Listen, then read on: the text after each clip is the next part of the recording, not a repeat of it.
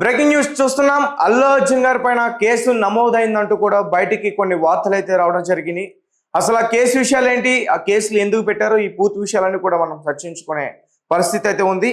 అయితే సంధ్యా థియేటర్ వద్ద జరిగిన తొక్కిసలాట ఘటనలో అల్లు అర్జున్ గారి పైన చిక్కడపల్లి పోలీస్ స్టేషన్ లో కేసు నమోదైంది. బిఎన్ఎస్ చట్టం సెక్షన్ కింద 105 హత్య గాని ప్రాణ నష్టం గాని ఈ కేసు, 118(1) అంటే నాన్ బెయిలబుల్ సెక్షన్ల కింద కేసు అయితే నమోదైంది. ఈ తరహా కేసుల్లో నేరం కనుక రుజువైతే 5 సంవత్సరాల నుంచి 10 సంవత్సరాలు కూడా జైలు శిక్ష పడే అవకాశం ఉందని కూడా చెప్తున్నారు. బన్నీ థియేటర్కి వస్తున్న విషయం తమకు తెలియదంటూ కూడా పోలీసులు చెప్తున్నారు. మరి ఈ రేవతి మరణానికి కారణం ఎవరు? అల్లు అర్జున్ గారా లేకపోతే పోలీసులా నేను ఎందుకు చెప్తున్నానంటే, ఒక న్యాయవాది ఏం మాట్లాడుతున్నారంటే, పోలీసులు ఇష్టాసారంగా అక్కడ ప్రవర్తించారు, వాళ్ళు లాఠీ చార్జ్ చేయడం వల్లే ఆ క్రౌడ్ అక్కడ ఎక్కువగా ఇబ్బంది పడి తొక్కిసలాట జరిగింది. ఆ తొక్కిసలాట్లోనే ఈ రేవతి చనిపోయిందంటూ కూడా చెప్తున్నారు. అల్లు అర్జున్ గారు వచ్చినప్పుడు కూడా ఎక్కువ క్రౌడ్ వచ్చింది, అప్పుడు ఎటువంటి లాఠీ చార్జ్ జరగలేదు. నార్మల్గా ఉన్నప్పుడు అక్కడ ఉన్న ఫ్యాన్స్ పైన లాఠీ చార్జ్ జరిగితే అప్పుడు తొక్కిసలాట జరిగింది. అదే తొక్కిసలాటలో రేవతి యొక్క పిల్లలు వాళ్ళని కాపాడుకునే ప్రయత్నంలో ఆమె కింద పడిపోయింది, ఆమెను తొక్కుకుంటూ వెళ్ళిపోయారు. అలాగే రేవతి వాళ్ళ కొడుకు తేజ్, అతన్ని కూడా తొక్కుకుంటూ వెళ్ళిపోయారు.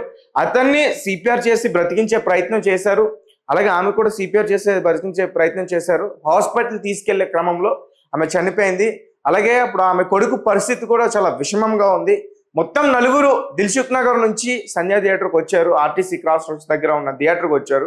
సినిమా చూద్దాం, తన అభిమాన హీరో అంటే వాళ్ళ కొడుకుకి అల్లు అర్జున్ అంటే చాలా ఇష్టం, సో థియేటర్లో చూపించాలని చెప్పేసి ఆ తండ్రి చేసిన చిన్న ప్రయత్నం ఈరోజు వాళ్ళ ఇంట్లో ప్రాణాలు తీసేంత వరకు కూడా వచ్చిందంటే అవుననే చెప్పాలి. అయితే దీనికి అసలు బాధ్యులు ఎవరు అంటే, ఒక పక్క అల్లు అర్జున్ గారి టీం కూడా అక్కడ చాలా నిర్లక్ష్యంగా వ్యవహరించిందంటూ కూడా చెప్తున్నారు. ఆ టీం పైన కూడా కేసు అయితే నమోదు చేశారు.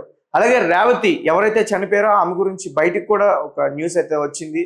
గతంలో భాస్కర్ తన హస్బెండ్కి కాలేయ సంబంధించిన ఒక బాధ ఉంటే తను సగ భాగం డొనేట్ చేసి అతన్ని బ్రతికించింది అంటూ కూడా ఆ హస్బెండ్ ఎమోషనల్ వర్డ్స్ బయటకు కూడా వచ్చాయి, అతను కూడా షేర్ చేసుకున్నాడు.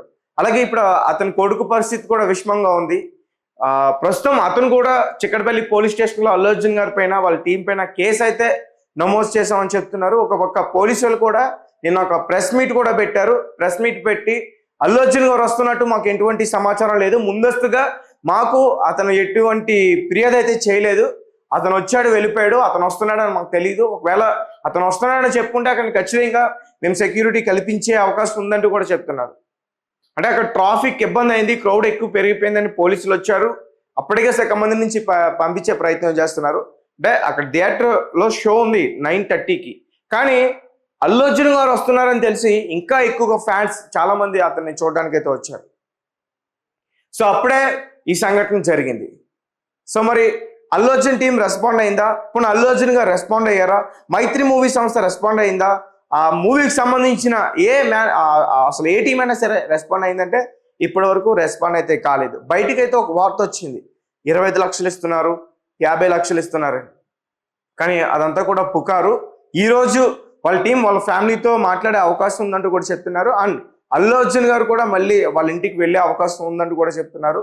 అంటే అల్లు అర్జున్ గారు అయితే వెళ్ళరు, ఖచ్చితంగా వాళ్ళ టీం వెళ్ళి ఒక డిస్కషన్ చేసి వాళ్ళకి నష్టపరిహారం ఇస్తుందని అయితే చెప్తున్నారు. మరి అల్లు అర్జున్ గారు పైన ఒకవేళ కేసు రుజువు అయితే 10 సంవత్సరాల నుంచి 5 సంవత్సరాల వరకు కూడా శిక్ష పడే అవకాశం ఉందంటూ కూడా చెప్తున్నారు. నేను ఆల్రెడీ మీకు వినిపించాను ఆ సెక్షన్స్. ఒకవేళ రుజువు అయితే ఖచ్చితంగా పడాల్సిందే, సెలబ్రిటీస్ కాబట్టి ముందస్తు బెయిల్ ఖచ్చితంగా దొరుకుతుంది. అలాగే దీనికి సంబంధించి ఎప్పుడైతే ఈ సిచ్యువేషన్ జరిగిందో ఇక్కడ ప్రభుత్వం కూడా ఒక కీలక నిర్ణయం తీసుకుంది. అంటే మళ్ళీ ముందు వచ్చే సినిమాలు pan India movies, Ram Charan కానీ, బాలకృష్ణ గారిది కానీ, అలాగే ప్రభాస్ గారిది కానీ, వెంకటేష్ గారిది కానీ, వీళ్ళ షోలు అసలు ఏ హీరోకి సంబంధించిన అయినా సరే ఆ షోలు, బెనిఫిట్ షోలు ఇక్కడ నుంచి రద్దు. తెలంగాణ ప్రభుత్వం తీసుకున్న డెసిషన్. ఇక్కడ నుంచి బెనిఫిట్ షోలు అయితే లేవు. మార్నింగ్ చూస్తే చూడండి, లేదంటే లేదు.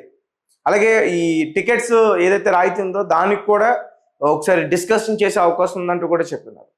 అలాగే ముఖ్యంగా అల్లు అర్జున్ గారి పైన హ్యూమన్ రైట్స్ కూడా ఫిర్యాదు చేశారని చెప్తున్నారు. అలాగే పోలీసుల పైన కూడా అంత విచక్షణ రహితంగా దాడి చేశారు కాబట్టి అవన్నీ కూడా విజువల్స్ కనిపిస్తున్నాయి. చాలా చాలా దారుణంగా కొట్టారు అక్కడికి వచ్చిన వాళ్ళని.